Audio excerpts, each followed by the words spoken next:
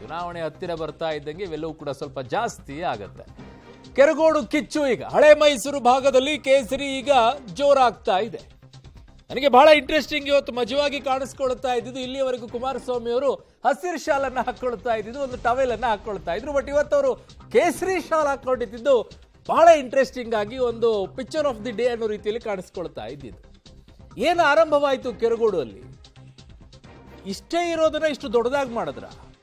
ಒಂದು ಗ್ರಾಮ ಪಂಚಾಯತಿಲಿ ಹಬ್ಬಬ್ಬ ಅಂದ್ರೆ ಒಂದು 50 ಜನ 100 ಜನ ನಿಂತ್ಬಿಟ್ಟು ಒಂದು ಧ್ವಜ ಹಾರಿಸ್ಕೊಂಡು ಹೋಗುವಂತ ಕೆಲಸ.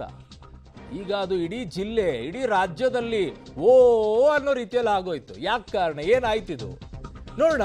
ತೀವ್ರ ಸ್ವರೂಪ ಪಡ್ಕೊಳ್ಳೋಕೆ ಕಾರಣ ಆಗಿದ್ದೆ ಡಿಸಿ ಕಚೇರಿ ಎದುರು ಆಕ್ರೋಶ ಕಟ್ಟೆ ಹೊಡಿತು. ಕೆರಗೋಡು ಉದ್ವಿಗ್ನವಾಯಿತು. ಬಿಜೆಪಿ ಜೆಡಿಎಸ್ ಜಂಟಿ ಹೋರಾಟವನ್ನ ಮಾಡಿದ್ರು.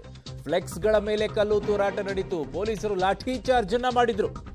ಸರ್ಕಾರದ ವಿರುದ್ಧ ಕೇಸರಿ ಪಡೆ ನಿಗಿ ಕೆಂಡವಾಗಿ ಕೆಂಡದ ಬಿಸಿ ಗಾಳಿ ತಟ್ಟೋ ರೀತಿಯೆಲ್ಲ ಆಗೋಯ್ತು. ಯಾಕೆ ಈ ಪರಿಸ್ಥಿತಿಗೆ ಬಂದೋಯ್ತು? ದ ಫಸ್ಟ್ ಟೈಮ್ ನನ್ನ ಸಹೋದ್ಯೋಗಿಗಳು ಕೂಡ ಕಳೆದ 15 ವರ್ಷಗಳಿಂದಲೂ ಅಲ್ಲಿ ರಿಪೋರ್ಟಿಂಗ್ ಮಾಡ್ಕೊಂಡು ಬರ್ತಾ ಇದ್ದಾರೆ. ಅವ್ರು ಹೇಳ್ತಾ ಇದ್ದಿದ್ದು ಮಾತುಗಳನ್ನ ಕೇಳಿಸ್ಕೊಂಡ್ಬಿಟ್ಟೆ ನಾನು. ನನಗೂ ಅದೇ ಫಸ್ಟ್ ಟೈಮ್ ಕಾಣಿಸ್ಕೊಂಡಿದ್ದು. ಒಂದು ಕಟೌಟ್ಗಳನ್ನ ರಕ್ಷಣೆ ಮಾಡಕ್ಕೆ 5 ಪೊಲೀಸರನ್ನ ನಿಲ್ಲಿಸಿದ್ರಂತೆ.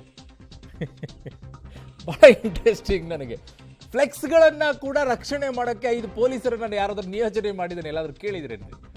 ಒಂದೊಂದು ಫ್ಲೆಕ್ಸ್ಗಳಿರುವಂತ ಜಾಗಗಳಲ್ಲೂ ಕೂಡ 5 ಪೊಲೀಸರ ನಿಯೋಜನೆ ಅಂತೆ. ಕಟೌಟ್ಗಳಿಗೆ ಎಲ್ಲಿ ಪರ್ಮಿಷನ್ ಇದೆ?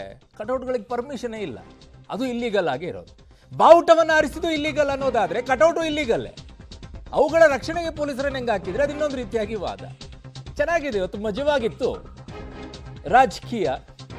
ಸೊ ಈಗ ಯಾವ ತಿರುವನ್ನ ಪಡೆದುಕೊಳ್ಳುತ್ತಾ ಇದೆ? ರಾಷ್ಟ್ರಧ್ವಜಕ್ಕಷ್ಟೇ ಅನುಮತಿ, ಇದು ಬಿಜೆಪಿಯ ಪ್ರೀ ಪ್ಲಾನ್ ಅಂತ ಸಿಎಂ ಕೆಂಡಕ್ಕಾರಿದ್ದಾರೆ.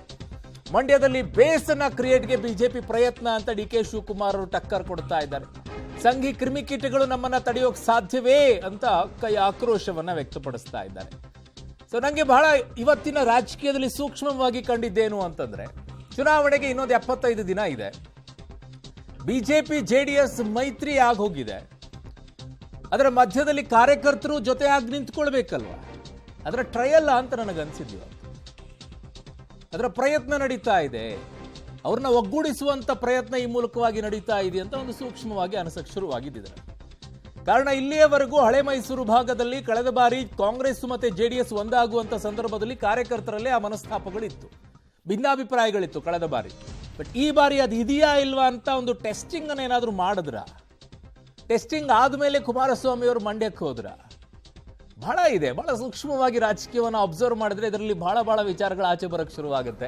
ಯಾಕಂದ್ರೆ ಒಂದು ಅನ್ನ ಬೆಂದಿದೆ ಇಲ್ಲ ಅನ್ನೋಕೆ ಒಂದು ಅಂಗಳು ತೆಗಿಯಕ್ಕೆ ಸಾಕಲ್ಲ. ಆ ರೀತಿಯಾಗಿ ಕುಮಾರಸ್ವಾಮಿ ಅವರು ಇಟ್ಟಂತ ಹೆಜ್ಜೆ ಇವತ್ತು. ಬಟ್ ಏನೇನು ಇವತ್ತಿನ ಕೇಸರಿ ಶಾಲ್ ಮಜಾ ಇತ್ತು ಕುಮಾರಸ್ವಾಮಿ ಅವರ ಮೇಲೆ. ಸೊ ಏನು ಮಾತನಾಡಿದರೆ ನೋಡ್ಬಿಡೋಣ.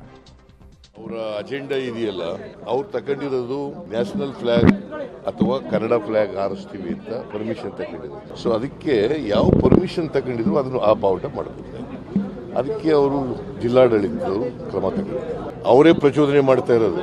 ಯಾಕ್ರಿ ಮಾಡ್ತಾ ಇದ್ದಾರೆ? ಅವರು ಎಲೆಕ್ಷನ್ ಬರ್ತಾ ಇದೆ, ಅದಕ್ಕೋಸ್ಕರ ಇವೆಲ್ಲ ಮಾಡ್ತಾ ಇದ್ದಾರೆ. ಅವ್ರಿಗೆ ಬೇರೆ ಇನ್ನೇನು ಇಲ್ವಲ್ಲ ನನ್ನ ಮೇಲೆ ಹೇಳಕ್ಕೆ. ಅದಕ್ಕೆ ಹಿಂದೂ ವಿರೋಧಿ ಅನ್ನೋದು. ಪಂಚಾಯತಿಯವರು ಏನೋ ಒಂದು ಪರ್ಮಿಷನ್ ಕೇಳಿದ್ದಾರೆ, ಆ ಪ್ರಕಾರ ಮಾಡ್ತೀವಿ ಅಂತ ಹೇಳಿದ್ದಾರೆ. ಸುಮ್ಮನೆ ಎತ್ಕಟ್ಬಿಟ್ಟು ಗಲಾಟೆ ಮಾಡಬೇಕು, ಅಶಾಂತಿ ಉಂಟು ಮಾಡಬೇಕು ಅಂತ ಹೇಳಿ ಪ್ರಯತ್ನ ಮಾಡ್ತಾ ಇದ್ದಾರೆ. ಸೊ ದೇಶದ ಕಾನೂನು ಏನಿದೆ ಆ ಕಾನೂನು ಪ್ರಕಾರ ನಾವೆಲ್ಲ ನಡ್ಕೊಳ್ಬೇಕು. ಪಾಪ ಬಿಜೆಪಿ ಅವರಿಗೆ ಬೇಸ್ ಇಲ್ಲ. ಆ ಬೇಸ್ ಹುಟ್ಟಿಸ್ಕೊಳ್ಳಿಕ್ಕೆ, ಜನರನ್ನ ಎತ್ಕಟ್ಲಿಕ್ಕೆ, ಶಾಂತಿ ಗೆಲ್ಲಲಿಕ್ಕೆ ಪ್ರಯತ್ನ ಮಾಡ್ತಾ ಇದ್ದಾರೆ. ನಾವೆಲ್ಲ ಏನು ಹಿಂದೂಗಳಲ್ವಾ? ನೀವು ಒಬ್ಬರನ್ನೇ ಹಿಂದೂನಾ? ಬಿಜೆಪಿ ಜೆಡಿಎಸ್ ಜಂಟಿಯಾಗಿ ಮಂಡ್ಯದಲ್ಲಿ ಅಶಾಂತಿಯನ್ನ ತರಬೇಕು, ಜಾತಿ ಸಂಘರ್ಷಕ್ಕೆ ಮುನ್ನುಡಿಯನ್ನ ಬರಿಬೇಕು, ಅಭಿವೃದ್ಧಿಯನ್ನ ನಿಲ್ಲಿಸಬೇಕು ಅಂತೇಳಿ 2 ದಿನದಿಂದ ಕೆರಗೋಡಿನ ಮಧ್ಯ ರೋಡ್ನಲ್ಲಿ ನಾಟಕ ಶುರು ಮಾಡಿದ್ದಾರೆ. ಆ ಹುಡುಗರಿಗೆ ಏನು ಗೊತ್ತಿಲ್ಲ. ಅವರು ಒಂದು ಧ್ವಜ ನೆಡೋಣ ಅಂತ ಆಯ್ತು. ಯಾರು ಹಿಂದೆಗಡೆಯಿಂದ ಕುಮ್ಮಕ್ ಕೊಟ್ಟರೋ ಇಲ್ವೋ, ರಾಷ್ಟ್ರ ಧ್ವಜ ಹಾಕ್ತೀನಿ ಅನ್ನೋ ಕಡೆ ಹನುಮ ಧ್ವಜ ಹಾಕಿದೀವಿ, ಕೇಸರಿ ಧ್ವಜ ಹಾಕಿದೀವಿ. ಓಕೆ, ಹನುಮ ಧ್ವಜದ ವಿಚಾರದಲ್ಲಿ ಶುರುವಾದಂಥದ್ದು ಇದು ಕತೆ. ಇನ್ನು ಬಿಜೆಪಿ ಅವರ ಪ್ರತಿಕ್ರಿಯೆ ಏನಿದೆ ಈ ವಿಚಾರದಲ್ಲಿ? ಸಹಜವಾಗಿರುತ್ತೆ. ಈ ಸರ್ಕಾರ ಹಿಂದೂ ವಿರೋಧಿ ಸರ್ಕಾರ, ನಮ್ಮನ್ನು ಹತ್ತಿಕ್ಕಿರುವಂತ ಕೆಲಸ, ಅದು ಬಿಟ್ಟರೆ ಇನ್ನೇನು ಹೇಳ್ತಾರೆ? ಕಾಂಗ್ರೆಸ್ ವಿರುದ್ಧ ಹನುಮ ಅಸ್ತ್ರವನ್ನ ದೋಸ್ತಿಗಳು ಪ್ರಯೋಗ ಮಾಡಿದರೆ. ಮಂಡ್ಯದಲ್ಲಿ ಕಾಂಗ್ರೆಸ್ ಸರ್ಕಾರದ ವಿರುದ್ಧ ಬಿಜೆಪಿ ಜೆಡಿಎಸ್ ಜಂಟಿ ಯುದ್ಧವನ್ನು ಆರಂಭಿಸಿದೆ. ಔರಂಗಜೇಬ್ ಕಟೌಟ್ ಮತ್ತು ಕತ್ತಿ ಕಮಾನಿಗೆ ಓಕೆ, ಆದರೆ ಹನುಮ ಅಂದ್ರೆ ಯಾಕೆ ಜೈಲಿಗೆ? ಸಿಟಿ ರವಿ ಅವ್ರ ನೇರ ಪ್ರಶ್ನೆ, ಟಿಪ್ಪು ಸುಲ್ತಾನ್ ವಿಚಾರದಲ್ಲಿ ಯಾಕೆ ಆ ರೀತಿಯಾಗಿ ತೆಗೆದುಕೊಳ್ತೀರಾ? ಅವತ್ತು ನೀವು ಔರಂಗಜೇಬನ್ನು ಹಾಕೊಂಡು ಹೋದಾಗ, ಖಡ್ಗವನ್ನ ಹಾಕೊಂಡು ಹೋದಾಗ ಇವನ್ನೆಲ್ಲ ಅವಕಾಶ ಯಾಕೆ ಮಾಡಿಕೊಟ್ರಿ ಅಂತ ಅವರದ್ದು. ಮಾಜಿ ಸಿಎಂ ಕುಮಾರಸ್ವಾಮಿ ಅವರು ಕೂಡ ಕಿಡಿಕಾರಿದ್ದಾರೆ. ಏನ್ ಮಾತನಾಡಿದ್ದಾರೆ ನೋಡೋಣ.